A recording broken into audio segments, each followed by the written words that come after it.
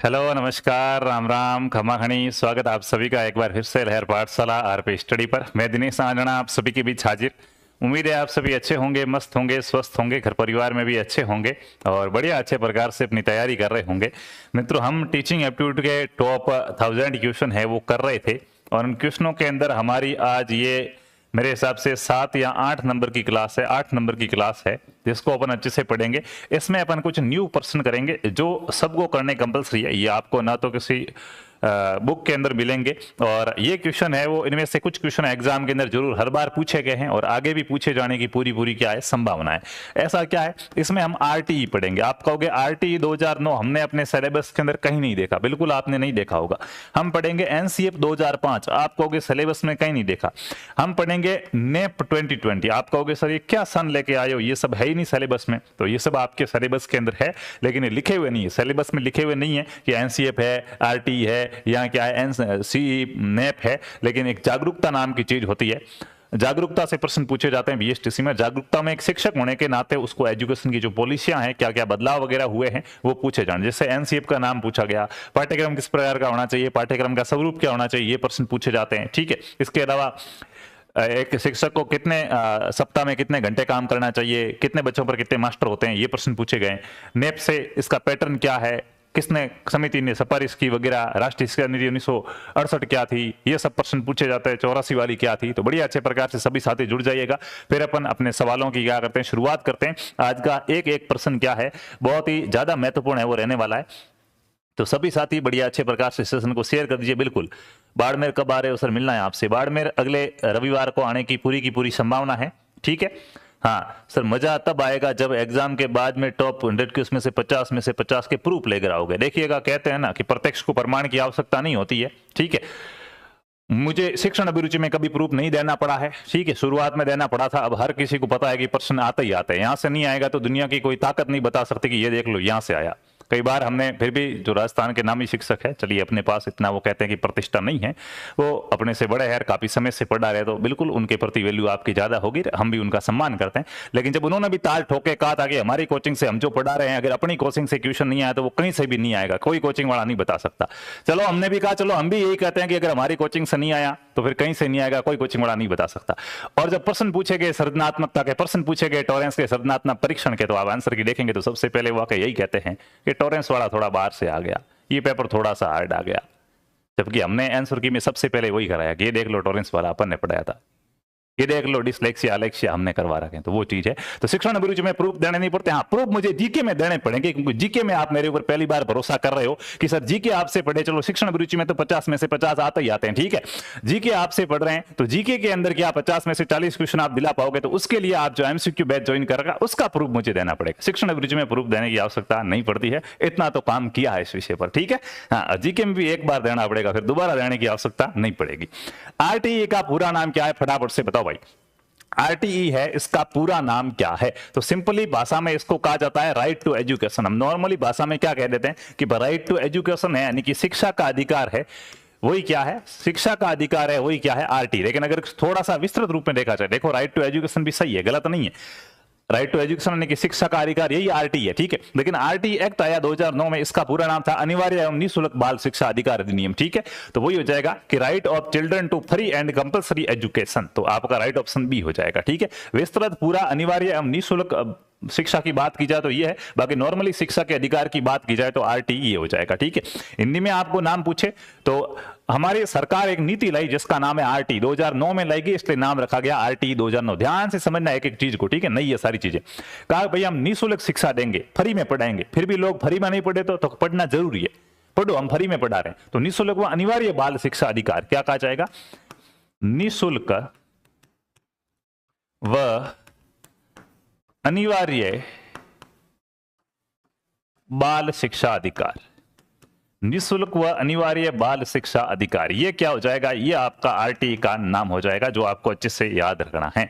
भारतीय संविधान के अनुसार शिक्षा वर्तमान में किस सूची का विषय, ये 2024 के एग्जाम के अंदर प्रश्न पूछा गया था। ठीक है ना, अब आप कहोगे सर ये प्रश्न आते हैं क्या, तो मैं तो इसलिए कह रहा हूं कि आते हैं। देखो, सूचियां होती नॉर्मली बहुत सारी सूचियां, हम हमारी मुख्य रूप से 3 सूचियां की बात करते हैं। ठीक है, हाँ, सूचियां थोड़ा सही नहीं रहेगा, फिर भी सूची लिख लेते हैं भाई। ठीक है, हाँ, क्या लिखते हैं हम, सूची की कौन कौन सी सूची होती है, तो एक तो है राज्य सूची, दूसरा हो जाएगा संघ सूची, संघ सूची जिसको केंद्रीय सूची कहेंगे, तीसरा हो जाएगा समवर्ती सूची, समवर्ती सूची। राजनीति के अंदर आपने ये चीजें हैं वो पढ़ी होगी, ठीक है। राज्य सूची में ऐसे विषय होते हैं, ठीक है, बच्चे बड़ा मिस्टेक हो गया। राज्य सूची के अंदर ऐसे विषय आते हैं जिन पर राज्य कानून बनाएगा, केंद्र सूची में ऐसे विषय आते हैं, संघ सूची में ऐसे विषय आते हैं जिस पर केंद्र सरकार कानून बनाएगी, और समवर्ती सूची में ऐसे विषय आते हैं कि दोनों मिलकर क्या कराएंगे, कानून बनाएंगे। तो पहले है वो शिक्षा है, वो आपका राज्य सूची का विषय था। पहले शिक्षा क्या थी, राज्य सूची का विषय थी कि भाई राज्य अपने अपने स्तर पर कानून बनाओ और बच्चों को पढ़ाई कराओ, तो वो ढंग से चली नहीं, शिक्षा व्यवस्था बिगड़ गई। तो फिर दोनों ने अपने अंडर में ले ली कि राज्य और केंद्र मिलकर क्या करेंगे, राज्य और केंद्र मिलकर शिक्षा पे कानून बनाएंगे, इसलिए शिक्षा को किस सूची में रखा गया, समवर्ती सूची में रखा गया। 42वां संविधान संशोधन होता है 1976 में, उसके तहत शिक्षा को समवर्ती सूची बनाया। 42वां संविधान संशोधन, 42वां संविधान संशोधन होता है 1976 में, 1976 में, जिसके तहत क्या किया गया, जिसके तहत मित्रों शिक्षा को क्या कर दिया गया, समवर्ती सूची का विषय बनाया। यहां पे आपको दो अनुच्छेद याद रखने होते हैं, एक तो 42वां संविधान संशोधन और एक 86वां संविधान संशोधन। 86वां संविधान संशोधन 2002 के तहत होता है, जिसमें कहा गया कि शिक्षा है वो बालक का मौलिक अधिकार है। जो आपके मौलिक अधिकार का मतलब था, जन्म लेते ही भारत में आपने जन्म लिया तो वो अधिकार आपको मिलेंगे। अगर आपके उन अधिकारों का हनन होता तो आप कोर्ट में जाओ कि मेरे इस अधिकार का हनन कैसे हो रहा है। तो अनुच्छेद 21(a) के तहत शिक्षा को क्या बना दिया गया, बालक का मौलिक अधिकार बना दिया गया। दूसरी बात यह भी याद रखना कि शिक्षा क्या है, बालक का मौलिक अधिकार है, शिक्षा का अधिकार है। शिक्षा क्या है दोस्तों, बालक का मौलिक अधिकार है, ध्यान रखना। अगर आपको एजुकेशन नहीं मिलती तो आप कोर्ट में जाओ, कोर्ट आपके एजुकेशन की व्यवस्था करेगा जो बिल्कुल निःशुल्क करके आ रहेगी, फ्री रहेगी, लेकिन 8वीं तक की है, ध्यान रखना, ठीक है। ये हुआ 86वां संविधान संशोधन। 86वां संविधान संशोधन होता है मेरे प्यारे दोस्तों कब, 2002 के अंदर। क्लियर है बात, क्लियर। चलें आगे, चलिए। भारत में आरटी 2009 को पूरे देश में कब लागू किया। अब आरटी 2009 एक कानून है जिसमें कहा गया कि किस प्रकार से कैसे कैसे पढ़ाई होगी और शिक्षक को क्या क्या काम करने, स्कूलों में किन किन चीजों का ध्यान रखना, आगे की जो शिक्षा व्यवस्था होगी वो किस प्रकार की होगी, इस पे कुछ क्या बनाए गए दोस्तों, नियम बनाए गए, ठीक है, ठीक है। तो भारत में आरटी कब लागू होती है, बिल्कुल ये बात आपकी भी सही है कि सर बच्चे का मौलिक अधिकार है, माता पिता का भी कर्तव्य है। आपके अनुच्छेद 51 क के अंदर जो कर्तव्य लिखे गए, मौलिक कर्तव्य, उसमें अभिभावकों का भी कर्तव्य है, ठीक है। 51 क में क्या लिखे गए, हमारे कर्तव्य लिखे गए, उनमें एक कर्तव्य यह भी है कि बालक को क्या दी जाएगी, शिक्षा दी जाएगी। आरटी 1 अप्रैल 2009, 1 अप्रैल 2010, तो 2009 में आता है और अगले अप्रैल से ये क्या हो जाता है, लागू हो जाता है। हम कहेंगे पूरे भारत में जो आरटी है वो 1 अप्रैल 2010 से लागू होता है। कब से लागू हुआ, 1 अप्रैल 2010 से। ये भारत वाली आरटी, इसमें 7 अध्याय और 38 धाराएं। कितनी धाराएं हैं, इसके कितने भाग है, तो 7 अध्याय है, आपके 7 अध्याय है। और इसके अंदर आपसे धाराएं पूछे कि धाराएं कितनी है, तो 38 धारा है। ये भारतीय आरटी की बात हो रही है, ठीक है मित्रों। आरटी के लिए प्रयास किए गए। आरटी 2009 का एक्ट है, उसको मित्रों जुलाई 2009 के अंदर राज्यसभा के अंदर पारित किया गया था। ध्यान से सुन लेना, ठीक है, कुछ बातें लिखा नहीं रहा हूं जिनको आपको ध्यान से सुनना है। लगभग 20 जुलाई 2009 के आसपास इसको राज्यसभा में पारित किया गया। उसके बाद लोकसभा में पारित किया गया 4 अगस्त। उस समय देखो कोई भी जो कहते हैं कि कानून, वो कब कानून बनता है, जब उस पर राष्ट्रपति के क्या हो जाते हैं, हस्ताक्षर हो जाते हैं। उस समय हमारे राष्ट्रपति थी प्रतिभा पाटिल। प्रतिभा पाटिल ने 26 अगस्त को हस्ताक्षर किए और ये क्या बन गया, कानून बन गया। तो 1 अप्रैल 2010 से पूरे भारत में ये लागू हो गया। क्लियर है बात, क्लियर। तो आपका राइट ऑप्शन 1 हो जाएगा। निःशुल्क, राजस्थान निःशुल्क व अनिवार्य शिक्षा कानून कब लागू किया। देखो अगर पूछे निःशुल्क व अनिवार्य शिक्षा कानून कब लागू किया गया, तो आप बताते हैं 1 अप्रैल 2010 को। लेकिन राजस्थान निःशुल्क व अनिवार्य शिक्षा कानून है, सर ये राजस्थान वाला क्या मामला हो गया। अरे अभी आपको बताया कि शिक्षा समवर्ती सूची का विषय। कौन सी सूची का विषय, समवर्ती सूची का विषय। राज्य और केंद्र दोनों मिलकर क्या करेंगे, काम करेंगे, ठीक है, ठीक है। तो इसकी जो ये 38 धारा है ना, जो लास्ट वाली धारा थी 38वीं, पूरे नियम बताकर लास्ट में एक धारा निकली कि अगर राज्य चाहे, राज्य को लगे कि हमारे इसमें कुछ चेंज करने की आवश्यकता है, तो राज्य चाहे तो इसमें क्या कर सकता है, संशोधन कर सकता है। तो उस समय अपने राजस्थान के मुख्यमंत्री थे अशोक गहलोत। अशोक गहलोत ने कहा यार पूरा हुबहू लागू क्यों करना, इसमें कुछ अपने अकॉर्डिंग क्या करते हैं, संशोधन करते हैं। देखिएगा किस प्रकार से संशोधन किया जाना चाहिए। तो क्या अपने राजस्थान के संदर्भ में थोड़ा इसको अलग करते हैं, ठीक है। धारा में अपने को प्रावधान दिया गया कि संशोधन कर सकते हैं, तो राज्य ने इसमें क्या किया, संशोधन किया। गहलोत सरकार ने संशोधन किया।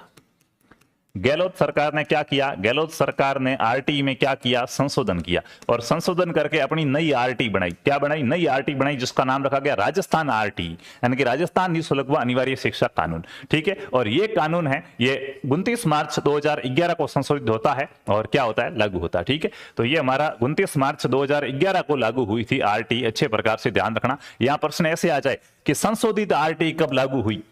प्रश्न ऐसे पूछे कि राजस्थान में संशोधित आरटी, संशोधित का मतलब राजस्थान सरकार के द्वारा उसमें क्या किया गया, संशोधन किया गया, तो 29 मार्च 2011 को लागू होती है। सर हाँ, हम कितनी अच्छी बात है कि हम शिक्षा का कानून लेके आए। हमारे देश में शिक्षा पर कानून है कि प्रत्येक बच्चे को फ्री शिक्षा मिलनी चाहिए। अरे भाई साहब, 135वां देश है हम, हमारे से पहले 134 देश है, वो शिक्षा पर क्या है, निःशुल्क व अनिवार्य शिक्षा निगम आरटी ला चुके हैं। हम आरटी लाने वाला भारत 135वां देश है। देश ही कितने दुनिया में, 135 नंबर पे है अपन। परसा जैसा देश कभी आपने नाम नहीं सुना होगा, सबसे पहले आरटी वहां आती है। ठीक है, तो अच्छे प्रकार से आपको ध्यान रखना है। हाँ, अगर राजस्थान आरटी में पूछ ले कि राजस्थान आरटी में कितनी धाराएं, कितने अध्याय, तो इसमें 10 अध्याय और 29 धाराएं। ठीक है, ये जो संशोधित आरटी है इसमें कितने अध्याय हैं, 10 अध्याय है और 29 धाराएं। अपनी राजस्थान की जो आरटी है, ये जब आप रीट का एग्जाम देने जाओगे ना, तब आरटी पूरी अपने को याद करनी पड़ती है। आपके सिलेबस के अंदर है रीट, जब आप तैयारी करोगे मेंस की, तो आपके सिलेबस में तो राजस्थान की आरटी है, उसकी 29 धाराएं भी आपको रटनी पड़ती है, और आरटी 2009 की भी 38 धाराएं आपको याद करनी पड़ती है। ठीक है ना, अभी तो सिर्फ नाम पढ़ना है। आरटी के लिए राष्ट्रीय स्तर पर पाठ्यक्रम का निर्माण किस संस्था द्वारा किया जाएगा, बताओ भाई। जो आरटी ही है, आरटी के तहत जो पाठ्यक्रम बनेगा, उस पाठ्यक्रम का निर्माण है वो कौन सी संस्था द्वारा किया जाएगा। क्लियर, बिल्कुल क्लियर, हाँ बहुत बढ़िया, बिल्कुल बताइएगा। एनसीईआरटी, एनसीईआरटी, क्या बात है, बहुत बढ़िया, शेयर वेयर कर लो भाई। फिर कहते हो क्लास नहीं हुई है, क्लास तो हो जाएगी।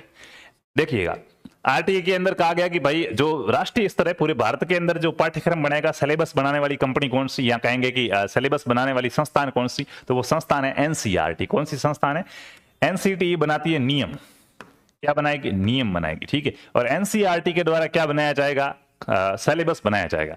प्रश्न आपसे पूछा जाएगा एनसीईआरटी का फुल फॉर्म क्या है, national council of education research and training. क्या नाम है, नेशनल काउंसिल ऑफ एजुकेशन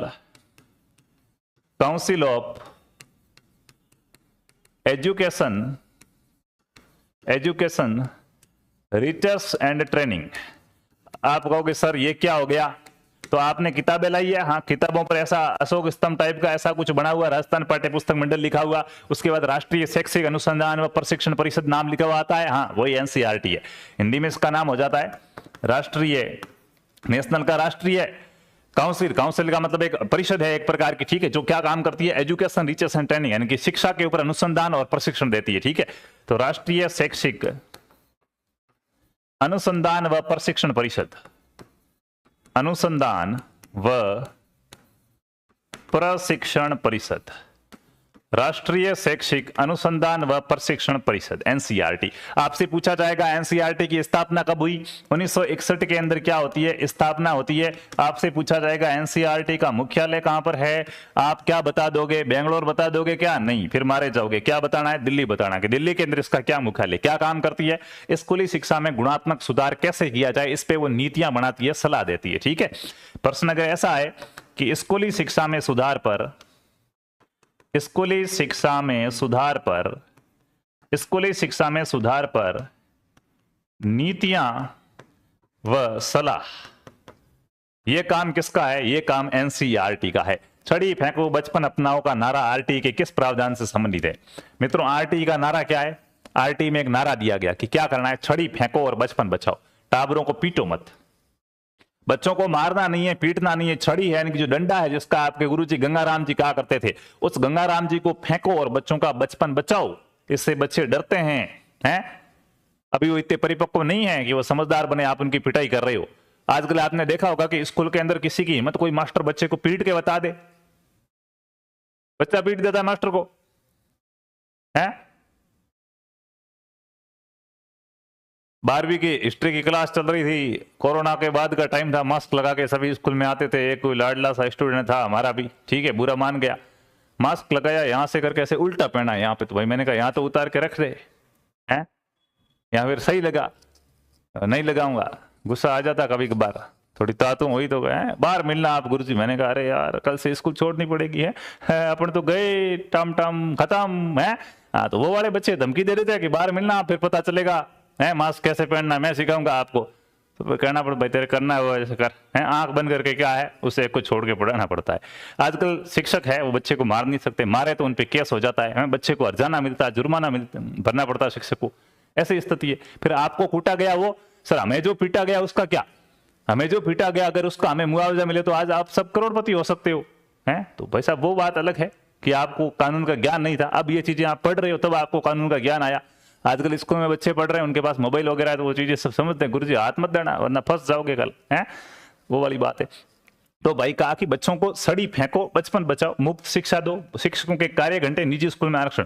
तो शारीरिक शिक्षा और मानसिक उत्पीड़न से डर, सरकार का ऐसा मानना है कि मास्टर है ना वो कक्षा में पढ़ाते नहीं, बच्चों को पीटने के लिए स्कूल आते हैं सबसे कठिन काम शिक्षक का है, जबकि सरकार को ऐसा लगता है कि जो शिक्षक है वो स्कूल में क्यों आते हैं, ताकि बच्चों को वहां जाके क्या करेंगे, पीटेंगे। तो कहा कि बच्चों को पीटो मत, शारीरिक दंड मत दो, मानसिक उत्पीड़न मत करो, बच्चों को तुम पढ़दा नहीं कमजोर नहीं उसका दिमाग खराब मत करो, बच्चे को एकदम आप यूं सेट रखो, सुस्त रखो, इसलिए कर दिया। दूध पिलाओ उसको, खिचड़ी खिलाओ, हैं फ्रूट खिलाओ। एक दिन बच्चे बैग लेके नहीं आएंगे हैं, 9 बैग डे होगा उस दिन आप उनके साथ गेम खेलो, उनको गेम खिलाओ। पढ़ाना कब है तो फ्री हो जाओ, पढ़ा देना नहीं तो कोई बात नहीं, वो वाली बात है साहब, क्या कर सकते हैं। राज्य स्तर पर पाठ्यक्रम निर्माण करने वाली अधिकृत संस्था कौन सी? जिस प्रकार से केंद्र स्तर पर एनसीईआरटी के द्वारा पाठ्यक्रम बनाया जाता है मेरे प्यारे साथियों, उसी प्रकार राज्य स्तर पर पाठ्यक्रम का निर्माण है वो किसके द्वारा किया जाता है? माध्यमिक शिक्षा बोर्ड, एसआईईआरटी या एससीईआरटी, राज्य पाठ्यपुस्तक मंडल या निदेशालय प्रारंभिक शिक्षा। तो मित्रों राज्य स्तर पर जो पाठ्यक्रम का निर्माण करती है वो जिस प्रकार से राष्ट्रीय शैक्षिक अनुसंधान व प्रशिक्षण परिषद था वैसे की वैसे होती है राज्य शैक्षिक अनुसंधान व प्रशिक्षण परिषद। तो state council of education research and training, यानी कि जो एससीईआरटी है जिसको एसआईईआरटी भी कहा जाता है, ठीक है, राज्य शैक्षिक अनुसंधान व प्रशिक्षण परिषद, प्रशिक्षण परिषद, इसके द्वारा क्या बनाया जाता है, पाठ्यक्रम बनाया जाता है। तो सर क्या हमारे राजस्थान के अंदर भी एससीईआरटी का गठन किया गया? बिल्कुल किया गया। कहां पे किया गया हमारे राजस्थान में एससीईआरटी का गठन? तो अपने राजस्थान की जो एससीईआरटी है 1978 के अंदर इसका गठन किया गया। आपसे पूछे राजस्थान एससीईआरटी का गठन कब किया गया? 1978 के अंदर राजस्थान एससीईआरटी का गठन होता है मेरे प्यारे साथियों उदयपुर के अंदर।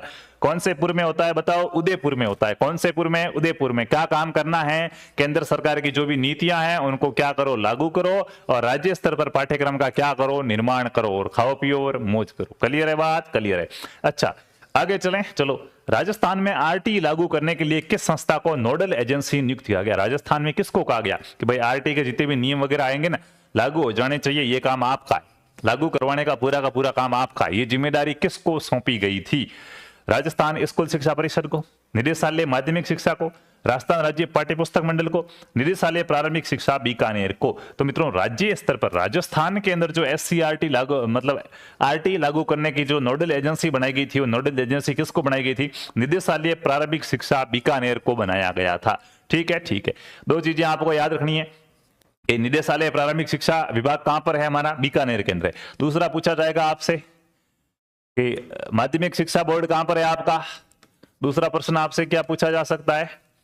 माध्यमिक शिक्षा बोर्ड कि माध्यमिक शिक्षा बोर्ड कहां पर है? तो ध्यान रखना माध्यमिक शिक्षा बोर्ड है वो अजमेर के अंदर है। उसका मुख्यालय कहां पर है? माध्यमिक शिक्षा बोर्ड का मुख्यालय है वो अजमेर के अंदर। ठीक है, यहां पे नाम लिखा हुआ प्रारंभिक शिक्षा, तो आपसे पूछाएगा प्रारंभिक शिक्षा से क्या तात्पर्य है? प्रारंभिक शिक्षा कितने क्लास तक की शिक्षा को कहा जाता है? फटाफट से कमेंट करो, देखते हैं कौन है विनर। प्रारंभिक शिक्षा कितने क्लास तक की शिक्षा को कहा जाता है कि मार साहब उतनी क्लास तक की शिक्षा को क्या कहा जाता है? प्रारंभिक शिक्षा कहा जाता है। पांचवी वाले सारे गलत है। ठीक है, कक्षा 1 से लेके 8 तक, कक्षा 1 से लेके 8 तक की जो शिक्षा होती है उसको प्रारंभिक शिक्षा कहा जाता है। प्राथमिक शिक्षा की बात आए ना कि प्राथमिक शिक्षा, तो प्राथमिक शिक्षा होती है कक्षा 1 से 5 तक। ठीक है ना, यहाँ पे प्रारंभिक शिक्षा लिखा हुआ है। प्रारंभिक शिक्षा का मतलब बच्चे की शुरुआती शिक्षा तो पहली से लेकर 8वीं तक की होती है मेरे प्यारे भाइयों। सरकार ने कहा कि पहली से 8वीं तक है। जब भी तुम्हें कोई पूछे कि कितने पढ़े लिखे हो, अगर तुमने 8वीं से कम कह दिया तो तुम्हारी खैर नहीं है, तुम्हारे माता पिता की खैर नहीं है। आप कहोगे सर ये क्या बात हुई? हाँ, सरकार ने कहा 8वीं तक तो पढ़ना ही पड़ेगा। नहीं पढ़े खींच के पकड़ के स्कूल ले जाएंगे और पढ़ाएंगे। फिर भी नहीं पढ़े तो तुम्हारे माता पिता को सजा हो सकती है कि बच्चे को क्यों नहीं भेज रहे हो स्कूल, क्यों नहीं पढ़ा रहे हो। 8वीं तक तो पढ़ना ही पढ़ना पड़ेगा ताकि साक्षरता क्या हो बढ़े और क्या है निरक्षरता खत्म हो, ठीक है। तो 8वीं तक की शिक्षा तो जरूरी है। आरटी अधिनियम के अंतर्गत प्रारंभिक शिक्षा से क्या तात्पर्य? ओए होई बड़ी जल्दी कर दी मुन्ना, कोई बात नहीं, पहली से 8वीं, ठीक है ठीक है। आनी बाणी का मतलब क्या होता है? आंगनवाड़ी नाम लिखा हुआ है यहाँ पे, हाँ तो आंगनवाड़ी, आंगनवाड़ी का मतलब आंगनवाड़ी का अभी नया नाम रख दिया गया बाल वाटिका। नई शिक्षा नीति में आंगनवाड़ी का नाम रखा गया बाल वाटिका, बाल वाटिका। बच्चा जब क्या लेगा? जन्म लेगा, तो जन्म लेते ही स्कूल भेजोगे क्या? नहीं, तो 3 वर्ष का हो जाएगा तब आप स्कूल भेज देते हो, तो इतनी जल्दी नहीं करनी है, ठीक है। हाँ, आपके घर पे फल फ्रूट होते हैं, पौधे लगते हैं, तो टाइम आएगा अपने आप पक जाएंगे। उस पर अगर अल्कोहल डाल के पका रहे हो फिर खा रहे हो, मतलब सेहत के लिए हानिकारक है बापू, सीधी बात है, ठीक है ठीक है। तो बच्चा जब 3 वर्ष का होता है तब आप स्कूल भेज देते हो पहली क्लास में उसको पढ़ाने के लिए। सरकार ने कहा ये नहीं चलेगा, गलत बात है। आप उसको क्या भेजो? आप उसको भेजो आंगनवाड़ी के अंदर, और जब वो 6 वर्ष का हो जाएगा तब तक हम उसका वहां पे लाड़ लड़ाएंगे, उसको सिखाएंगे, और जैसे ही वो 6 वर्ष का हो जाएगा बालक, तब उसका हम कक्षा 1 के अंदर एडमिशन करेंगे, फिर आप उसको क्या भेज सकते हो? स्कूल भेज सकते हो। बोलो क्लियर है बात? चलिएगा आगे चलते हैं। आरटीई की धारा 3 के अनुसार किस आयु वर्ग के बालकों को 1 से 8 तक की शिक्षा निःशुल्क और अनिवार्य दी जाएगी? मित्रों, आरटीई है वो कहती है कि कक्षा 1 से 8 तक की शिक्षा क्या दी जाएगी? निःशुल्क दी जाएगी। कौन सी उम्र तक के बच्चों को दी जाएगी? 5 से 12 वर्ष के बच्चों को, 6 से 14 वर्ष के बच्चों को, 6 से 18 वर्ष के बच्चों को, या 7 से 15 वर्ष के बच्चों को? बताओ भाई, किस आयु वर्ग के बच्चों को ये शिक्षा निःशुल्क दी जाएगी मेरे प्यारे साथियों? तो सर हाँ, 6 से 18 पे आपका ध्यान ज्यादा मत जाना, 6 से 14 वर्ष है। 6 से 18 दिव्यांग बालक, अगर कोई बालक क्या है दिव्यांग है तो उसको 18 वर्ष तक की शिक्षा फ्री दी जा सकती है, लेकिन क्या है नॉर्मली बच्चा है तो 6 से 14 वर्ष तक के बालकों को क्या दी जाएगी? शिक्षा है वो निःशुल्क दी जाएगी। क्लियर है बात? क्लियर है। अगले प्रश्न की बात करता हूं। एक आदर्श शिक्षक को कक्षा में, आप आदर्श शिक्षक हो कि नहीं हो? बच्चे के सामने गुटखा खाओगे? नहीं खाओगे, तो क्या अकेले में जाके खाओगे? गलत बात है, कुछ नहीं करना है, ठीक है। हाँ, तो आदर्श शिक्षक यानी कि अच्छा शिक्षक जिसको सभी बच्चे क्या करना चाहे? फॉलो करना चाहे। आदर्श शिक्षक को कक्षा में शिक्षण के दौरान जहां तक संभव हो दंड के प्रयोग से बचना चाहिए। ये कह रहा है कि बच्चे को कूटना नहीं है, बच्चे को मारना नहीं है। अगर आपको बढ़िया शिक्षक बनना, अच्छा मार साहब बनना है, छोरो कहन के वे गुरुजी तो बहुत बढ़िया यार, तो छोरा ठोकना नहीं है। सो बात की एक बात, सर कहीं ना कहीं बात तो क्या की जा रही है? सही की जा रही है कि बच्चों को मारोगे नहीं तो बच्चा अपने आप कहेगा कि सर क्या है, अच्छे हैं, ठीक है।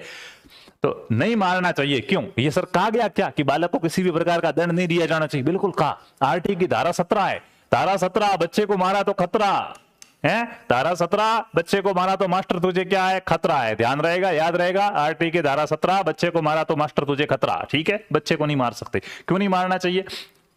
क्योंकि इससे छात्र शिक्षक से डरने लगते हैं, विषय में रुचि खो देते हैं। दंड देने से शिक्षक की ऊर्जा व्यर्थ होती। क्यों मारना? ऐसे ही है, खड़ा होना, वहां जाना, पीटना। इससे विद्यालय के अनुशासन पर बुरा प्रभाव पड़ता है, क्योंकि दंड देने से छात्र केवल बाहरी रूप से अनुशासित दिखते हैं, उनमें नकारात्मक व प्रतिशोध की भावना पनप सकती है। तो बिल्कुल सही बात है। देखो, कहा जाता है कि जहां तक हो दंड से बचना चाहिए, जहां तक हो दंड से बचना चाहिए। एक बार गलती कर रहा है छोड़ दो, 2 बार गलती कर रहा है छोड़ दो, पूरी कोशिश करो, उसको डांटो फटकारो, लेकिन जहां तक हो दंड से बचना चाहिए। हालांकि आजकल के बच्चे बड़े तेज है, वो कहते हैं डांटो मत है, बेइज्जती मत करो। पता नहीं कौन सी इतनी बड़ी इज्जत कमा रखी है कि बेइज्जती मत करो है। और विशेषकर ये 9वीं 10वीं वाले बच्चे, ये सर क्लास में कुछ कह दिया ना, ऑफिस में ले जाओ, खोपचे में लेके जाओ, कहीं है खांचे में ले लो कमरे के किसी, और 2-4 जाने दो, भोगने में कोई दिक्कत नहीं है हमें। वापस आके किसी को बताना मत कि हमने इसको मारा है। और मैं भी थोड़ा के मुंह धोके आऊंगा, उंगलियों के निशान मिट जाने चाहिए। अपने बीच में बात रखो, कोई दिक्कत नहीं, कितना ही मारो, लेकिन क्लास में मारा, क्लास में डांटा, लड़कियों के सामने कुछ कह दिया, फिर सर बाहर मिलना आप।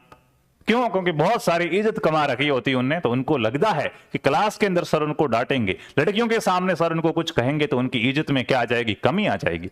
जैसे वहीं से पास वाले पक्ष से शादी का प्रपोजल आने वाला है, सर आपने डांट लिया, अब मेरी शादी टूट गई है। होता है जब नए नए बच्चे हैं, ये होता है कि अरे सर ये, तो कोशिश यही करो कि जहां तक हो बच्चे को क्या है मत मारो, दंड से बचना चाहिए। लेकिन फिर भी मान लो सर कूटना पड़े, कहते हैं कि लातों के भूत है वो बातों से नहीं मानते, मारना ही पड़े तो क्या, तो ऐसा दंड दो जो उसके शारीरिक और मानसिक विकास में बाधा उत्पन्न न करे, उसका शारीरिक विकास न रुके। यूं नहीं कि आप ऊपर गिरे हड्डियां फड्डियां तोड़ दी, सिर में मारी, सिर में चोट लग गई, उसका दिमाग काम करना बंद कर दिया, स्क्रू हिल गया, इधर इधर हो गया सर, फोल्ड हो गई सिस्टम।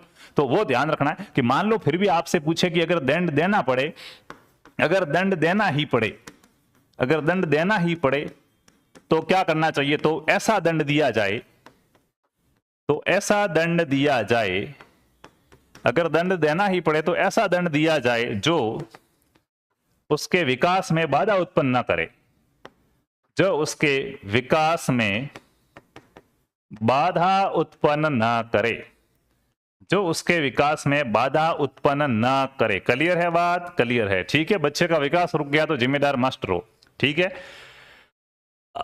आरटीई अधिनियम 2009 की धारा 28 के अनुसार शिक्षकों द्वारा निजी ट्यूशन पर पूर्ण प्रतिबंध है। जितने भी गवर्नमेंट शिक्षक है, कोई भी ट्यूशन नहीं करवा सकता, किसी भी प्रकार का प्राइवेट काम नहीं कर सकता ट्यूशन के रूप में। लेकिन शैक्षणिक दृष्टिकोण से यदि अत्यंत आवश्यक हो तो सामान्यतः विशेष परिस्थितियों में ट्यूशन के संदर्भ में प्रावधान न्यायसंगत माना जाता। फिर भी मान लो, देखो पहली बात तो आरटीई की धारा 28 कहती है कि शिक्षकों ने अगर ट्यूशन कराई तो खैर नहीं, ट्यूशन नहीं करानी। फिर भी कहा कि साहब अगर करानी ही पड़े तो, अगर करानी ही पड़े तो कहा गया कि विशेष परिस्थितियों में अनुमति दी जाएगी। विशेष परिस्थितियों में क्या है, विशेष परिस्थितियों में अनुमति दी जाएगी कि आप ट्यूशन कराओ। तो विशेष परिस्थितियां कौन सी है? शिक्षक अपनी इच्छा अनुसार किसी भी समय ट्यूशन पढ़ा सकता है? नहीं साहब। केवल सरकारी विद्यालय समय के बाद असीमित बच्चों को ट्यूशन दिया जा सकता है कि स्कूल टाइम के बाद भले ही पढ़ाओ? नहीं। सरकारी नियमों के तहत सक्षम प्राधिकारी की अनुमति और विशेष कारणों जैसे छात्र का अत्यधिक पिछड़ापन के बिना ट्यूशन नहीं कराया जा सकता। बिल्कुल, कि अगर क्या है, सरकारी नियमों के तहत आपने, जैसे आपके पीओ साहब है या डीओ साहब है, उनसे अनुमति ले ली है कि मुझे ट्यूशन करवाना पड़ेगा, ये बच्चे पिछड़े हुए हैं, इनके एग्जाम नजदीक आ गए हैं और ट्यूशन करवाना पड़ेगा, तब ही आप ट्यूशन करा सकते हो, अन्यथा आप ट्यूशन नहीं करा सकते। निजी ट्यूशन पर क्या है, रोक है। विशेष परिस्थितियों में ही ट्यूशन करवाया जा सकता है। अगले प्रश्न की बात करते हैं। आरटीई अधिनियम 2009 के मानकों के अनुसार एक प्राथमिक विद्यालय जो कक्षा 1 से 5 में यदि कुल नामांकित छात्रों की संख्या 60 है तो वहां पर कम से कम कितने शिक्षकों का होना अनिवार्य है? यह कह रहा है कि पहली से 5वीं तक की शिक्षा, यानी कि प्राथमिक कक्षा। यह कह रहा है प्राथमिक विद्यालय, और प्राथमिक विद्यालय में इसने क्या कहा, इसने कहा कि 60 बच्चे, स्टूडेंट कितने? 60। तो वहां पे कितने मास्टर होने जरूरी है, वो आपसे पूछा गया है। मित्रों, प्राथमिक विद्यालय के अंदर छात्र अनुपात शिक्षक का जो अनुपात होता है, नई शिक्षा नीति के अंदर यह अनुपात और भी क्या है, कम है। क्यों? क्योंकि नई शिक्षा नीति कहती है कि 25 बच्चों पर ही आप एक मास्टर लगा दो। जो पिछड़ेपन आदिवासी इलाके वहां पे ये छूट है। और ठीक है, हमारे यहाँ पे नई शिक्षा नीति का प्रश्न नहीं पूछा, हमसे पूछा गया आरटी 2009 के अनुसार। तो आरटी जो 2009 है वो ये कहती है कि 30 बच्चे होते ही एक मास्टर होगा। पहली से 5वीं तक की स्कूल है, 30 बच्चे होते ही एक मास्टर होगा। तो यहाँ पे बच्चे कितने? 60। तो कितने मास्टर होंगे? 2 मास्टर होने क्या है जरूरी है 60 बच्चों पर। बोलो बात क्लियर है? क्लियर है, अच्छे से याद रहेगा? रहेगा। फिर इन्होंने कहा कि जब 150 बच्चे हो जाएंगे तो कितने हुए? 5 अध्यापक हो गए भाई सर। 30 पे 1 तो 150 पे 5 मास्टर हो गए। हाँ, तो जैसे ही 150 बच्चे हो जाएंगे, 5 मास्टर हो जाएंगे। एक मिनट हो, कोई दरवाजा बजा रहा है। हाँ, कितने मास्टर हो जाएंगे? ओके, कितने मास्टर हो जाएंगे? 5 मास्टर हो जाएंगे। अब जैसे ही 5 मास्टर हो गए तो इनके ऊपर बिठाया जाएगा एक प्रिंसिपल। क्या बिठाया जाएगा? एक प्रिंसिपल बिठाया जाएगा। बात क्लियर है? क्लियर है। और मान लो किसी स्कूल में 200 से अधिक बच्चे हैं, बच्चे ज्यादा है तो इतने मास्टर नहीं ला पाएंगे, तो 200 से अधिक बच्चे तो फिर 40 पर एक मास्टर रखा जाएगा। अब आपको ये सारी चीजें भूलनी है, ठीक है? नीचे वाले ये चीजें क्या करनी, भूलनी। आपको इतना याद रखना कि प्राथमिक विद्यालय में 30 बच्चों पर एक मास्टर रखा जाता है। क्लियर? Clear sir. हाँ, विद्यालय अगर उच्च प्राथमिक हो तो 8वीं तक की क्लास हो तो क्या करेंगे? 5वीं तक का आपने तो बताया, तो उच्च प्राथमिक का यहां बता रहा हूं। आपसे बीएसटीसी का एग्जाम दोगे तो प्राथमिक ही पूछा जाएगा, ठीक है? हाँ, अगर आप पीटीटी वगैरह दोगे तो वहां पे उच्च प्राथमिक तक पढ़ाना होता है, तो वहां पे आपको उच्च प्राथमिक का पूछा जा सकता है, ठीक है? बात करें, कहीं पे आपको ये 35 भी मिलेगा, लेकिन जो एग्जैक्ट सही आंकड़ा है जो मानक पुस्तकों में चलता है वो 30 है। आरटीई का जो कानून है उसमें 30 लिखा हुआ है। यहाँ पे कहा साहब, यहाँ पे 35 बच्चों पर क्या करो? एक मास्टर रखो। तो उच्च प्राथमिक विद्यालय में 35 बच्चों पर क्या रखा जाता है? एक मास्टर है वो रखा जाता है। और जैसे ही 200 हो जाते थे यहाँ पे 45, यानी कि 5 ज्यादा है, ये आप याद रखो, ठीक है? ठीक है। अब पूछा गया कितने घंटे पढ़ाना पड़ेगा, तो कहा कि साहब आपको प्राथमिक विद्यालय में 200 दिन काम करना जरूरी है। साल के अंदर 200 दिन आपको स्कूल जाना पड़ेगा, वरना आपको क्या है, दिक्कत हो जाएगी। 800 घंटे काम करना क्या जरूरी है? 200 दिन और 800 घंटे आपको काम करना, ठीक है। तो यहाँ पे कितना कार्य करना पड़ता है? प्राथमिक विद्यालय में जो कार्य करना पड़ता है 200 दिन। 200 दिन स्कूल जाओगे जिसमें आपको 800 घंटे स्कूल के अंदर पढ़ाना पड़ेगा। पढ़ाना का मतलब यूं नहीं कि 800 घंटे क्लास लेनी, नहीं, आप अपना पढ़ाने के लिए जो तैयारी करते हैं वो भी शामिल है। एक सप्ताह में 45 घंटे पढ़ाना है, मतलब 45 घंटे तैयारी और शिक्षण के लिए दिया जाता है, प्रश्न पूछा जाता है, ठीक है। अगर सर बात करें उच्च प्राथमिक विद्यालय की, तो उच्च प्राथमिक विद्यालय में 20 दिन ज्यादा होते हैं। 200 है तो ये होते हैं 220 दिन, ठीक है। यहाँ पे आपको 220 दिन और पूरे 1000 घंटे हो जाएगा। 1000 घंटे क्या करना पड़ेगा? काम करना पड़ेगा। और नॉर्मली दोनों का प्रश्न पूछा जाएगा कि एक शिक्षक को सप्ताह में कितना कार्य करना पड़ता है, सप्ताह में शिक्षण कार्य कितने घंटे करना जरूरी है। तो सप्ताह के अंदर आपको 45 घंटे स्कूल में पढ़ाना बहुत जरूरी है। सबसे इंपोर्टेंट है ये वाला 45 घंटों वाला, ये प्रश्न पूछे जाने की पूरी संभावना है, ठीक है। कि एक सप्ताह के अंदर शिक्षक को कितना शिक्षण कार्य करना जरूरी है। तो एक सप्ताह के अंदर 7 दिनों में कम से कम 45 घंटे आपको स्कूल में देने। वो भले बच्चों को पढ़ाने के लिए दो या आप स्कूल में बैठे बैठे टेस्ट लो या कुछ तैयारी करो बच्चों के लिए, वो ठीक है। एनसीएफ 2005 का पूर्ण रूप क्या है? बताओ भाई। एनसीएफ 2005 है, इसका पूरा नाम क्या है? National curriculum framework, national committee for federation, national class form, national council of foundation. बताओ भाई क्या हो जाएगा एनसीएफ का पूरा नाम? तो मित्रों what is NCF sir? NCF क्या होता है? हमको ठा नहीं है, पता नहीं है। तो अगर आपको नहीं पता है कि एनसीएफ क्या होता है तो फिर आपको कुछ भी नहीं पता, क्योंकि एनसीएफ परीक्षा के अंदर पूछा जाता है। सिलेबस पढ़ते हो आप, पाठ्यक्रम पढ़ते हो, हाँ। तो पाठ्यक्रम निर्माण है, उसके लिए एक रूपरेखा बनाई जाती है, जिसको आ गया राष्ट्रीय पाठ्यचर्या रूपरेखा या नेशनल करिकुलम फ्रेमवर्क। करिकुलम का मतलब होता है पाठ्यक्रम, ठीक है। तो एनसीएफ 2005 का पूरा नाम है नेशनल करिकुलम फ्रेमवर्क। राष्ट्रीय पाठ्यचर्या रूपरेखा 2005 का मुख्य मार्गदर्शक सिद्धांत क्या है? एनसीएफ 2005 का जो मुख्य मार्गदर्शक सिद्धांत है वो सिद्धांत कौन सा है? बताओ। मार्गदर्शक सिद्धांत आप सभी को अच्छे प्रकार से पता होगा कि एनसीएफ 2005 में बच्चों को अधिक से अधिक गृह कार्य देने पर बल दिया गया। परीक्षा को और कठिन बना दो ताकि बच्चों के नंबर नहीं आए। भाई साहब बच्चों के नंबर तो क्या, आप में से कहीं 12वीं वाले बच्चे होंगे 95%, 94% है, 93%, 92%। यार नींद नहीं आती है, तुम इतने परसेंट बनाते कैसे हो? हालांकि मैं एक राज की बात बताऊं, सच बात बताऊं, जिन बच्चों को मैं जानता था ना, जिनकी देखो थोड़ा बहुत पता ही होता है किसी बच्चे को कितना आता है? तो लगता था कि इसके 60 बन जाए तो भी बढ़िया है, इसके 70 बनेंगे, इससे ज्यादा नहीं बनेंगे। उनके 95, 92, 93। उन्होंने कहा ये क्या हो रहा है भाई साहब, हमारी शिक्षा व्यवस्था कहाँ जा रही है? इतने परसेंट कैसे बनाए? पता नहीं बन कैसे रहे हैं। फर्जी भी तो नहीं हो सकते, बोर्ड ने कॉपियां चेक की है, आज दिन तक ये राज समझ में नहीं आया, इतने परसेंट कैसे बन रहे हैं? और अरे भाई साहब 90 से ऊपर तो कोई हुआ करता था है।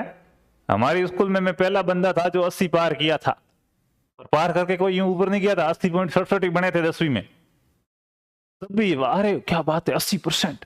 और आज 90 वाले 92 में कितने बने? 92 तो ठीक बने, उसके 96 बने। हद है यार, फिर अपने बैठे रहना पड़ता है, अपने 80 है, बोलना करना नहीं है, चुपचाप बैठे रहना है।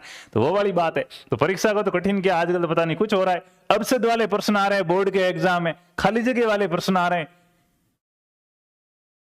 ज्ञान को स्कूल के बाहरी जीवन से जोड़ना और बिना बोझ के, बिल्कुल एनसीएफ के अंदर कहा गया कि बच्चे को जो आप पढ़ा रहे हो ना वो सिर्फ किताबी ज्ञान नहीं होना चाहिए, उसको बाहरी ज्ञान से जोड़ो। और बच्चा बिना बोझ के पढ़े, उसको स्ट्रेस तो दो ही मत। बच्चे को राजा बना के रखोगा मतलब थारी पीड़ स्कूल आवे छोरो है, हाँ स्ट्रेस दो मत, आप उसको तनाव तो दो ही मत है। शिक्षा बिना बोझ के दी जानी चाहिए, किसी भी प्रकार का तनाव नहीं देना, ठीक है।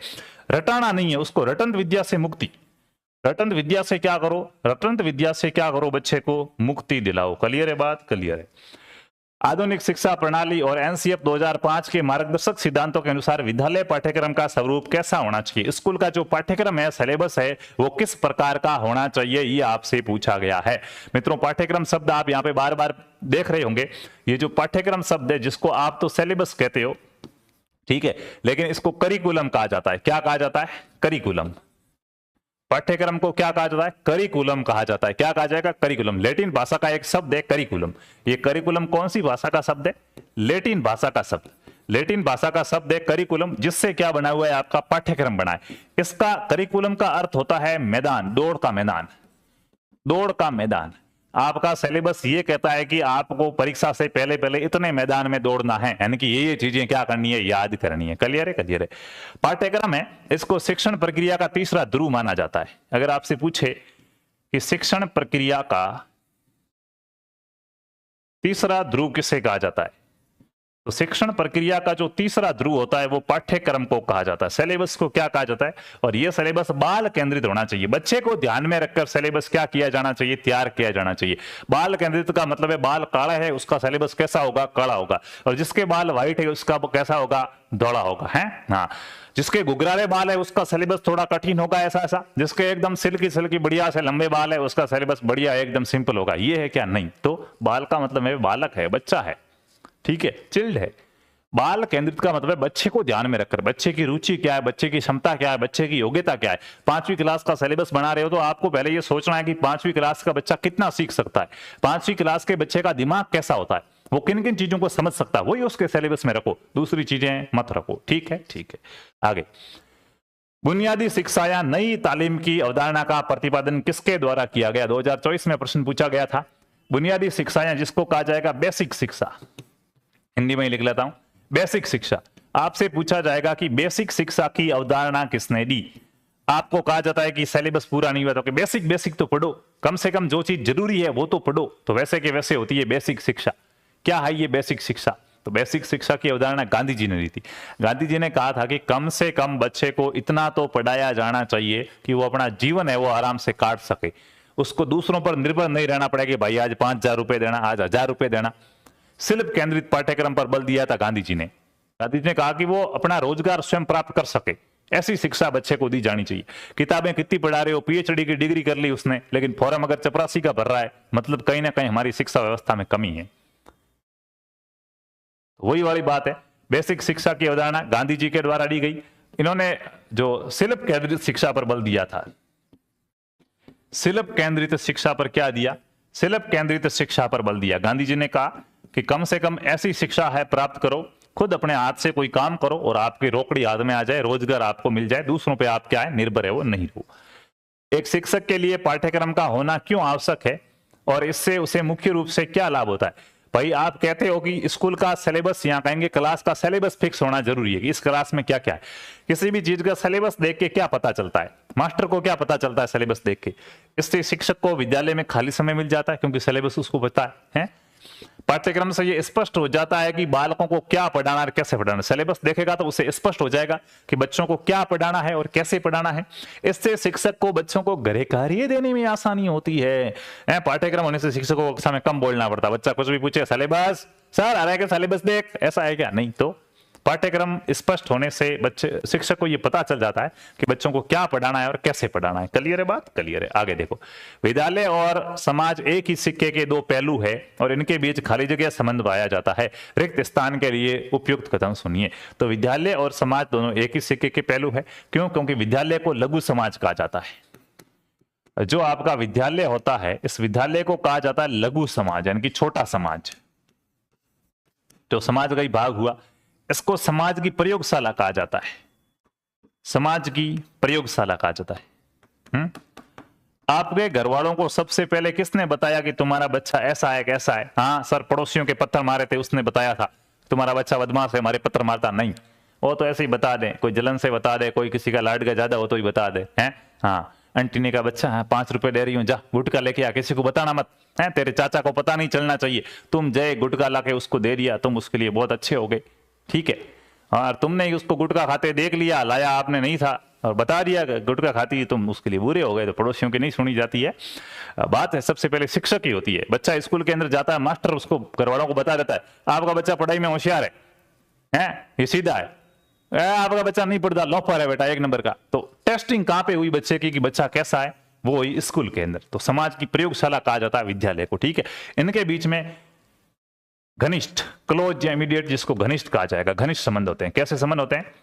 विद्यालय और समाज के बीच में किस प्रकार के संबंध पाए जाते हैं? घनिष्ठ संबंध होते हैं। हमारी सभ्यता और संस्कृति में कैसे संबंध होते हैं? घनिष्ठ संबंध होते हैं। क्लियर है बात? क्लियर है। तो ये बातें आपको याद रखनी है किसी भी देश की शिक्षा व्यवस्था को जड़ से मजबूत करने के और उसमें प्रभावी सुधार लाने के लिए सबसे पहले किस स्तर पर ध्यान केंद्रित किया जाना चाहिए? अगर किसी भी देश की शिक्षा व्यवस्था को सुधारना है मेरे मित्रों, है हाँ, किसी भी देश की शिक्षा व्यवस्था को सुधारना तो सबसे पहले प्रयास कहां से किए जाने चाहिए? माध्यमिक स्तर, 9वीं 10वीं क्लास से आपको यह प्रयास करना चाहिए कि बच्चों की शिक्षा व्यवस्था कैसे सुधारी जाए। उच्च शिक्षा स्तर कॉलेज वगैरह से प्रयास करो। प्राथमिक स्तर पहली क्लास से आप ये प्रयास करना शुरू कर दो कि बच्चों में शिक्षा व्यवस्था कैसे सुधारी जानी चाहिए। या व्यावसायिक स्तर, मैं आपको एक एग्जांपल देता हूं, ठीक है? पहले तो देखने दो इसका उत्तर गलत क्या बता रहा, किसको पकड़ा जाए। सब सही बता रहे हो? हाँ, गलत बताया वो बगना है, ठीक है? क्यों? देखो आपको क्या बताना, एक बढ़िया अच्छा सा मकान बनाना है। मकान नहीं बनाना, सुदृढ़ मकान बनाना है।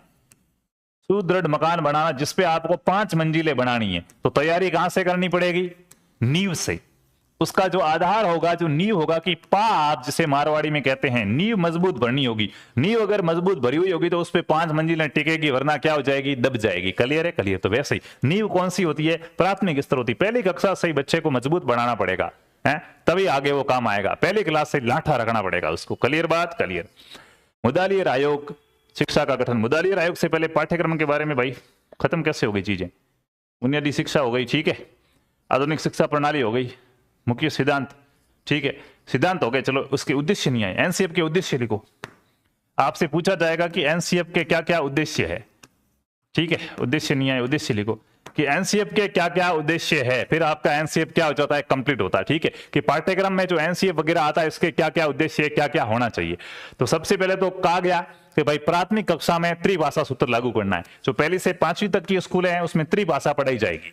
पहली से 5वीं तक की जो स्कूल में उसमें क्या है? 3 भाषा पढ़ाई जाएगी। कितनी भाषाएं? त्रिभाषा पढ़ाई जाएगी, जिसमें एक भाषा कौन सी होगी? हिंदी होगी। एक भाषा कौन सी होगी?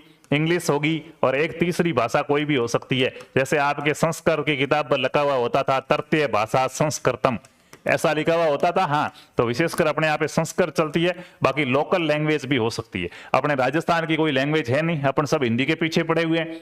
अपनी राजस्थानी भाषा को मान्यता है नहीं, तो राजस्थानी होती नहीं है, बाकी राजस्थानी होती, ठीक है?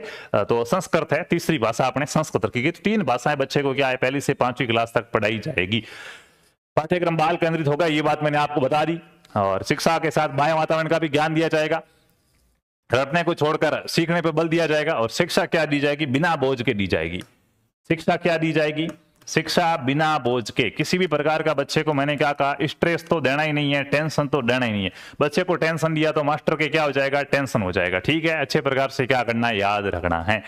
अगर आपसे पूछे एनसीएफ 2005 हेतु समिति कौन सी थी, तो एनसीएफ 2005 हेतु जो समिति थी वो यशपाल समिति थी। अध्यक्ष यशपाल थे, इसलिए समिति का नाम यशपाल समिति है। इसमें 21 अलग अलग क्षेत्रों से लोग थे, इसलिए इसको 21 फोकस समिति कहा गया। क्या कहा गया? 21 फोकस समिति थी। क्लियर बात? क्लियर। आगे चलें, चलो आगे आ गया साहब अपना मुदालियर आयोग की। मुदालियर आयोग या माध्यमिक शिक्षा आयोग का गठन कब किया गया था? बताओ भाई। मुदालियर आयोग या माध्यमिक शिक्षा आयोग है, इसका गठन है वो कब किया गया था? सर ऐसा प्रश्न भी पूछा जा सकता है क्या? क्या बात कर रहा भाई है? मतलब पूछा जा सकता है, ये पूछने वाली बात है, पूछा गया है, मैं तो ये कह रहा हूं। देखो अपन बात करते हैं शिक्षा की, ठीक है? ठीक है। शिक्षा के लिए अलग अलग नीतियां आई। क्यों? क्योंकि औपचारिक शिक्षा है उसका प्रथम चरण ही होता है प्राथमिक शिक्षा। शुरुआत से बच्चे, देखो घर परिवार वाले भी बच्चे को सिखाते हैं, पढ़ाई तो वो भी करवाते हैं, हाँ, लेकिन जो वास्तव के रूप में बच्चा औपचारिक रूप से सीखता है वो स्कूल में जाके सीखता है। क्लियर है बात? क्लियर।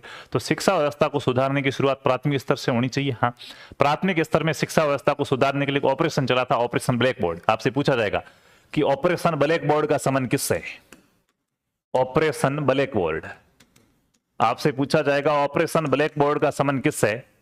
तो प्राथमिक विद्यालयों में सुधार के लिए सम्मेलन बना था कि प्राथमिक शिक्षा में किस प्रकार से सुधार किया जाए, इसके लिए आंदोलन चला था, यहां कहेंगे ऑपरेशन चला था, प्राथमिक शिक्षा में सुधार।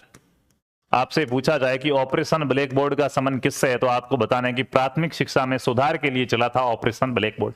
इसके अलावा फिर अलग अलग आयोग बनते हैं। माध्यमिक शिक्षा आयोग बना जिसको मुदालियर आयोग भी कहते हैं, इसका दूसरा नाम है। 1952 के अंदर इसका क्या होता है? गठन होता है, जिसका काम यही था कि माध्यमिक शिक्षा है उसको किस प्रकार से, कैसे अच्छे प्रकार से दिया जाना चाहिए। उसके लिए 23 सितंबर 1952 को क्या है, ये संगठन है वो बनता है। और इसने अपने कुछ क्या दिए थे, सुझाव दिए थे, वो हमारे लिए काम के नहीं है। हमसे ये पूछा जा सकता है कि मुदालियर आयोग या माध्यमिक शिक्षा आयोग की स्थापना है वो कब हुई थी? भारत की पहली राष्ट्रीय शिक्षा नीति किस वर्ष जारी की थी? बताओ भाई। भारत की पहली शिक्षा नीति, शिक्षा पे नीतियां आती है, सरकार नियम लेके आती, कानून लेके आती है कि शिक्षा व्यवस्था को कैसे लागू करना है। जैसे अभी कानून आ रहा है 2030 तक लागू हो जाएगा कि अगर आपने 4 वर्ष कोर्स कर रखा है, इंटीग्रेटेड कोर्स कर सका शिक्षक का, डिप्लोमा या डिग्री इंटीग्रेटेड 4 वर्षीय, तो ये आप शिक्षक बन सकते हो, वरना नहीं बन सकते। सर 2 साल वाली बीएड, हाँ तो उनके लिए फिर नहीं होगा, ठीक है। 2 साल वाली बीएड बीएसटीसी नहीं होगा उनके लिए, फिर तो सर फिर क्या करना पड़ेगा? तो कुछ नहीं है, जिसने कर दिया है उनका होगा, जिसने पहले से कर दिया 2030 से पहले जिसने बीएसटीसी कर ली, 2 साल वाली बीएड कर ली, उनको कोई दिक्कत नहीं है, वो फिर क्या आगे भी एग्जाम दे पाएंगे। लेकिन 2030 के बाद में बीएसटीसी वगैरह है, 2 साल वाली बीएड वगैरह, ये क्या हो जाएगी? बंद हो जाएगी। 4 वर्षीय इंटीग्रेटेड कोर्स होगा, कॉलेज और बीएड साथ में, बात खत्म। और उसी से क्या बनेंगे? मास्टर बनेंगे। तो वो शिक्षा नीति का प्रावधान आया। वैसे अलग अलग शिक्षा नीति आती है, तो सबसे पहली जो शिक्षा नीति आई थी, कि सबसे पहले सर शिक्षा नीति ये आई थी, वो शिक्षा नीति कब आई थी वो आपसे पूछा गया है। तो भारत की जो पहली शिक्षा नीति आती है वो 1968 के अंदर आती है। कब आती है? 1968 में भारत की पहली शिक्षा नीति आई थी, ठीक है। उसके बाद में और याद रखना 1986 की राष्ट्रीय शिक्षा नीति अभी लेटेस्ट चल रही थी जो पीछे, और राष्ट्रीय शिक्षा नीति 1986 चल रही थी। 2020 की शिक्षा नीति आने से पहले हमारी जो शिक्षा नीति चल रही थी वो शिक्षा नीति कौन सी थी? राष्ट्रीय शिक्षा नीति 1986 चल रही थी, जिसमें कौन सा पैटर्न था? इसका आयोग बना था कोठारी आयोग। इस शिक्षा नीति के लिए कौन सा आयोग बना था? कोठारी आयोग बना था, जिसने पैटर्न दिया था 10+2 प्रणाली। आपसे प्रश्न पूछा जाएगा 10+2 प्रणाली की अनुशंसा किसके द्वारा की गई? कोठारी आयोग के द्वारा। 10+2 का पैटर्न किसके तहत लागू किया गया? राष्ट्रीय शिक्षा नीति के तहत लागू किया गया, कि 10 वर्ष तक तो गाड़ी को चलने दो, यूं दबाई हुई है, रेस ही रेस, और जैसे ही 10 वर्ष हो फटाक से रुको भाई, अब आगे क्या करना वो देखो, ठीक है। तो 10+2 यानी कि 10वीं तक कुछ नहीं करना, उसके बाद 2 साल सब्जेक्ट चेंज करना पड़ेगा आपको, ठीक है, सब्जेक्ट चुनना पड़ेगा, उसके बाद 3 साल की वापस क्या होगी? कॉलेज होगी, ठीक है। तो इस प्रकार का हमारा पहले पैटर्न था कि 10वीं करो, उसके बाद 2 साल की 11वीं 12वीं, उसमें आपको सब्जेक्ट चेंज करना या चुनना, उसके बाद 3 साल की आप क्या करोगे? कॉलेज करोगे, ठीक है। उसके बाद में आती है नई शिक्षा नीति, राष्ट्रीय शिक्षा नीति, जो नवीनतम शिक्षा नीति है, ठीक है। उसके बाद में आती है राष्ट्रीय शिक्षा नीति। क्या आती है? राष्ट्रीय शिक्षा नीति। और राष्ट्रीय शिक्षा नीति 2020 में ये नई शिक्षा नीति है, जिसको कहा गया नेशनल एजुकेशन पॉलिसी 2020, ठीक है, ठीक है, नेप 2020। ये नवीनतम शिक्षा नीति। अगर आपसे पूछे कि भारत की नवीनतम शिक्षा नीति कौन सी है, तो नवीनतम शिक्षा नीति, भारत की जो नवीनतम शिक्षा नीति है वो 2020 की शिक्षा नीति है, जो आपको अच्छे से याद रखना है। इसने कहा कि नहीं बच्चे को ऐसे मत पढ़ाओ, तो क्या करो? तो सब अब पैटर्न हम चेंज करेंगे। अब जो प्रणाली रहेगी हमारी नई शिक्षा नीति की, वो क्या रहेगी? 5+3+3+4 रहेगी, ठीक है। 53-34 की क्या रहेगी? नई शिक्षा नीति के अंदर प्रणाली रहेगी। 5वीं की, उसके बाद बच्चे के पास और बहुत सारे ऑप्शन होंगे, 3 साल पढ़ेगा, फिर और बहुत सारे ऑप्शन होंगे, फिर वो 4 साल पढ़ेगा, तो लास्ट में 4 साल वाला ये सिस्टम हो जाएगा। तो ये आपको अच्छे प्रकार से याद रखनी, ठीक है। ये शिक्षा नीति आती है। पहले हमारे पास एक मंत्रालय था जिसका नाम था मानव संसाधन मंत्रालय। मानव संसाधन मंत्रालय था, इस मंत्रालय का नाम क्या कर दिया गया? चेंज कर दिया, और इसका नाम चेंज करके कर दिया शिक्षा मंत्रालय। तो क्या बन गया? नई शिक्षा नीति के तहत शिक्षा मंत्रालय भी हमें मिल गया। जो मानव संसाधन मंत्रालय था MHRD, उसी का नाम चेंज करके क्या कर दिया गया? शिक्षा मंत्रालय कर दिया गया। सर यहाँ पे समिति कौन सी थी? जैसे यहाँ पे कोठारी आयोग गया, यहाँ तो कस्तूरी रंगन समिति थी। कौन सी थी? कस्तूरी रंगन समिति थी। आपको अच्छे से याद रखना कि इस समिति के अंदर नई शिक्षा नीति की जो समिति है, कस्तूरी रंगन, के कस्तूरी रंगन इसके अध्यक्ष थे। तो कस्तूरी रंगन, के कस्तूरी रंगन समिति है, वो नई शिक्षा नीति के लिए थी, जो आपको अच्छे प्रकार से याद रखनी है। क्लियर है बात? क्लियर। कब आई थी? 2020 में आती है। 29 जुलाई 2020 को इसको क्या मिलती है? मंजूरी मिलती है। 2026 तक इसको कहा गया था कि 2026 तक क्या कर देंगे? पेश कर देंगे, पूरा पूरा समझा देंगे कैसे क्या करना है, और 2030 तक संपूर्ण रूप से इसको क्या कर दिया जाएगा? लागू कर दिया जाएगा। ये बात है वो की गई थी। राष्ट्रीय शिक्षा नीति, जल्दबाजी ना करो भैया। राष्ट्रीय शिक्षा नीति के अनुसार स्कूली शिक्षण का नया पैटर्न क्या है? तो 53-34 है वो स्कूली शिक्षा का क्या है? नया पैटर्न है, जो मैंने अभी आपके सामने बात है वो की। वर्तमान में राजस्थान के शिक्षा मंत्री कौन है? बताओ भाई। हैं 10th और 10वीं सेम होती कि अलग अलग होती? बताओ भाई। हैं 10th और 10वीं सेम होती कि अलग अलग होती? बताओ। क्या बात है, बहुत बढ़िया। 300, अभी तक 500 नहीं हुए। 500 होगा उस दिन एक मैराथन क्लास लगेगी, उसके जस्ट दूसरे दिन। जैसे आज 500 लाइव है तो दूसरे ही दिन जस्ट आपके लिए 200 क्वेश्चनों की मैराथन क्लास लगाई जाएगी, ठीक है। बाकी क्लास कब होती है? शाम को 8 बजे होती है। जुड़ा करो। कब होती है? तो उसकी सूचना आएगी टेलीग्राम पे। टेलीग्राम पे मैसेज आ जाएगा कि आज क्लास है। लहर पाठशाला नाम से हमारा टेलीग्राम चैनल है, LEHSAR एल बड़ा है, बाकी वाले सारे अक्षर छोटे हैं। LEHRPATHS ऐसे ले ले। लहर पाठशाला नाम से मेरा चैनल है। टेलीग्राम पे मेरा फोटो लगा हुआ है। हाँ, अभी मैं थोड़ा काला दिख सकता हूँ आपको, वहाँ पे गोरा वोरा बढ़िया करके फोटो लगाया गया, तो पहचान लेना और वो ज्वाइन कर लेना आप, ठीक है। 21,000 के आसपास वर्तमान में फॉलोवर है, उसको आप ज्वाइन कर लेना। और बाकी कुछ चीज़ें हैं जो मैं आपको बता दूं कि अभी बहुत सारे ये बच्चे पूछेंगे कि सर आपके जो कोर्सेज वगैरह कहाँ पे आएंगे, तो वो RP स्टडी ऐप आपको डाउनलोड करना है प्ले स्टोर से। तो ये क्वेश्चन अभी अपन करेंगे, चिंता मत करो, पहले कुछ बातें याद आ गई कि प्ले स्टोर से आपको क्या करना है, RP स्टडी ऐप डाउनलोड करना है। RP स्टडी ऐप के अंदर आपको क्या मिलेगा, BSTC का कंप्लीट कोर्स मिल जाएगा, जिसमें आप बढ़िया अच्छे प्रकार से तैयारी कर सकते हैं। अब देखो समय पर्याप्त है, अब समय कम पड़ने लगेगा, तो बढ़िया अच्छे प्रकार से इसको आप क्या कर लो, रट लो, ठीक है। दूसरा टेस्ट सीरीज तो मस्ट बी कंपलसरी, सबने ज्वाइन कर ली है, लगभग 7,000 बच्चे आ गए। पीछे कोई राह है तो टेस्ट सीरीज सभी ज्वाइन कर लेना, क्योंकि टेस्ट सीरीज है वो सबसे पहले आपके लिए रामबाण है, ठीक है। अभी तक 99 रुपए है इसकी रेट है, वो 149 है रियल तो, लेकिन ऑफर रख रहे हैं कि चलो कुछ बच्चे पीछे रहे तो वो भी ले ले, उसके बाद वापस से वही रेट कर लेंगे। तो RP स्टडी ऐप में आपको 21 टेस्ट मिलेंगे 200% के, जो मात्र 99 रुपए में मिलेंगे, तो आप इसको भी ज्वाइन कर लो। बाकी जिनके जीके में समस्या आएगी, जीके याद नहीं होता है, तो क्वेश्चन आंसर के माध्यम से मैं स्वयं आपको जीके याद करवा रहा हूं। तो जीके के लिए आप क्या कीजिएगा, जीके का MCQ बैच ज्वाइन कर लीजिएगा। 249 रुपए में ये बैच मिलेगा। परीक्षा में 40 क्वेश्चन मैं आपको यहाँ से बताऊंगा। शुरुआत में बच्चे कह रहे थे ना कि मजा आ जाएगा, मजा आपको यहाँ पे आएगा। शिक्षण अभिरुचि में तो हर बार आता है, वो कोई नई बात नहीं है, सबको पता है। जितने भी BSTC कर रखी या कर रहे हैं, टेलीग्राम पे मैंने इंस्टाग्राम पे रील डाली थी, दिनेश AANJANASIR,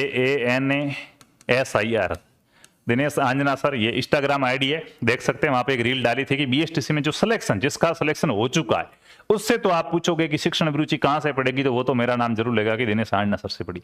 नहीं हुआ सिलेक्शन तो फिर नहीं हुआ, उनमें से भी कुछ ने हमसे पढ़ी होगी, लेकिन किसी कारण से उनका नहीं हुआ। लेकिन जिनका सिलेक्शन हो गया है वो तो जरूर आपको नाम बताएंगे ही बताएंगे। तो शिक्षण अभिरुचि में तो प्रूफ वाली आवश्यकता है नहीं, श्योर है, आना ही आना है, और आएगा कहां से, ठीक है।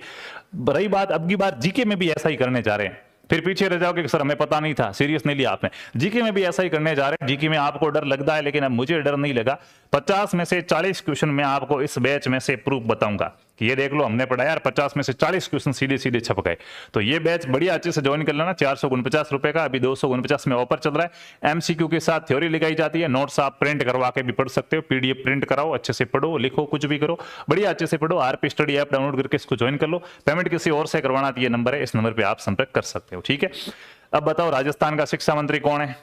तो राजस्थान का शिक्षा मंत्री कौन है भाई? भजनलाल शर्मा है क्या? नहीं सर, तो मदन दिलावर है। कौन है? मदन दिलावर है। चित्तौड़ में गए थे, मधुमक्खियां काट गई थी, हॉस्पिटल में भर्ती हुए। उसके बाद दूसरा ट्रेनिंग विषय ये कब रहे? दूसरी बार ट्रेनिंग में ये जब रहे, जब इन्होंने क्या कहा था कि भैंस का क्या होता है? पाडिया होता है। भैंस का क्या होता है? दूध होता है। क्लियर है बात? क्लियर। विधानसभा में ये बातें चलती है। शिक्षा के मुद्दे उठाने कहीं रहे, दूसरी बातें ज्यादा होती है आजकल है। हाँ, तीसरी बात, ये कोई लड़कियों से मिलने गए थे, लड़की से पूछा है कितने, कौन सी क्लास की लड़की है? तो उसने कहा 10वीं की। दूसरी से ऐसे ही पूछ लिया है। थोड़ी देर बाद दूसरी लड़की से पूछा कौन सी क्लास की लड़की है? तो 10th की। तो अभी तो ये 10वीं की कह रही थी। तब लड़की ने हंसते हुए कहा कि सर 10th तो 10वीं एक ही होता है। तो शिक्षा मंत्री ने कहा बात तो सही है, ठीक है। फिर इर्द गिर्द घूमने वालों से बात की, क्या मामला है भाई साहब, शिक्षा मंत्री जी ऐसे कैसे कर रहे थे? कि यार मजाक कर रहे थे, वो तो मस्ती के मूड में थे और ऐसी लड़कियों को हंसाने के लिए कहा था। मैंने कहा हंसाने के लिए कहा था या फंस गए इसलिए कह रहे हो? है वो तो राम ही जाने। तो वाली बात है साहब, नेता है, पढ़ना नहीं पड़ता है, लेकिन आपको पढ़ना पड़ेगा अगर नौकरी लगना है तो, ठीक है। बाकी PDF है वो टेलीग्राम पे आ जाएगी भाई। मैराथन कब लगानी कमेंट करके बताओ रे। टेलीग्राम है वो, लहर पाठशाला ज्वाइन कर लो, PDF आपकी वहां पे आ जाएगी, ठीक है। मैराथन कब लगानी है फटाफट से बताओ। ये आंकड़ा मैंने जो आपको बताया है, ये जिस दिन पार कर दोगे 8 बजे वाली क्लास में, उसके अगले दिन आपकी मैराथन क्लास आ जाएगी, ठीक है। ज्यादा मत हंसो, ज्यादा हंसने से क्या होता है? खून बढ़ता है, खून साफ हो जाता है। अगर आपका खून ज्यादा साफ हो गया, जो आपका खून पी रहा है उसको और आनंद आ जाएगा और ज्यादा पिएगा। तो इससे अच्छा है कि क्या है, कम हंसना है, ज्यादा नहीं हंसना है। क्लियर है? और कोई दिक्कत समस्या? कोई समस्या नहीं, राम टाड़े सर के हैं, सब राजी खुशी मोश में। हाँ, उन क्लास को रोक दो या संघर्ष सीरीज की क्लास से देख रहा हूं रोक लो? मैं कहूंगा भाई, हाँ, पहली बार जो काम होता है ना, उसकी और दुनिया की कोई ताकत नहीं कर सकती है। पहली बार के काम में रुचि होती है, उत्सुकता होती है, संघर्ष होता है, जुनून होता है। तो जो संघर्ष सीरीज में पढ़ा रखा है ना, वैसा तो मैं क्या पता अब भी पढ़ा रहा हूं नहीं पढ़ा रहा हूं, मुझे ही नहीं पता। मां, मुझे जीवन का बहुत बड़ा धक्का लगा हुआ था, ठीक है। मैं बहुत बढ़िया अच्छी स्टेज में जाके वापस 0 पे आया था, बहुत बढ़िया शानदार तरीके से वापस क्या है यहां तक गए, तो बहुत बढ़िया और अच्छा पढ़ा रखा, उसको तो छोड़ना ही नहीं है। लहर पाठशाला चैनल पे आप जाओगे, वहां पे एक प्लेलिस्ट मिलेगी आपको शिक्षण अभिरुचि की, ठीक है, जिसमें कितने वीडियो मुझे देखने दो। जैसे ही आप चैनल खोलोगे इसमें प्लेलिस्ट का ऑप्शन आएगा, वहां पे आपको एक प्लेलिस्ट मिलेगी आपको शिक्षण अभिरुचि की, जिसमें 42 के ये संघर्ष सीरीज वाली, जिसमें 76 वीडियो है। चट के खा जाओ इसको, चट के, बस बात खत्म। वो देख के यहाँ आओगे तो ये क्वेश्चन है तो ये भी अपने आप सही होने लगेंगे, क्योंकि मैं बना रहा हूं तो कंटेंट तो वही है, ठीक है। बाकी जिसने ऐप से पढ़ रखा उनके तो कोई दिक्कत है ही नहीं, ठीक है। वो तो ये पढ़ रहे होंगे तो कि सर ये तो आप सबने पढ़ा रखा है, ठीक है। हाँ बिल्कुल। सर सीईटी की क्लास नहीं लेते हो क्या? हाँ, सीईटी की क्लास ऐप में कोर्स मिलेगा, आरपी स्टडी ऐप में। बाकी सीईटी आएगी तब लगाएंगे, पता ही नहीं है सीईटी का कब होगी क्या होगी, कुछ बना ही नहीं नियम वगैरह। एमसीक्यू बैच में टेस्ट कैसे होता? टेस्ट नहीं होता, पढ़ाते हैं। क्वेश्चन आंसर यहाँ शिक्षण अभिरुचि के कैसे करवा रहे हैं, वैसे के वैसे मोस्ट इंपोर्टेंट क्वेश्चन आंसर करवाते हैं एमसीक्यू बैच में, टेस्ट नहीं है। टेस्ट के लिए तो आपको ये टेस्ट सीरीज लेनी है, टेस्ट देने हैं तो यहाँ पे 21 टेस्ट मिलेंगे 200 क्वेश्चन के, ये लेनी है। ये जो एमसीक्यू बैच है इसमें पढ़ाता हूं मैं, जैसे आधुनिक इतिहास पूरा होने वाला है, कल आधुनिक इतिहास पूरा हो जाएगा, और हिस्ट्री में कल है वो त्योहार पढ़ने वाले हैं, फिर दुर्ग मेले बावड़िया वगैरह यही रहेगा, ठीक है। तो वहां क्वेश्चन आंसर लेके आते हैं, फिर जैसे यहाँ पे पढ़ा रहा हूं आपको, कुछ चीजें लिखाता हूं, कुछ क्वेश्चन आंसर वैसे पढ़ाता हूं मैं, ठीक है। तो ऐसे पढ़ाया जाता है, तब आएंगे प्रश्न, सिर्फ टेस्ट से प्रश्न नहीं आएंगे। तो ये आप ज्वाइन कर लेना। तो चलिए चलते हैं, बढ़िया अच्छे प्रकार से जो भी नए साथी सब्सक्राइब कर लीजिएगा, बढ़िया अच्छे प्रकार से याद करो, पढ़ाई करो, मौज करो। धन्यवाद।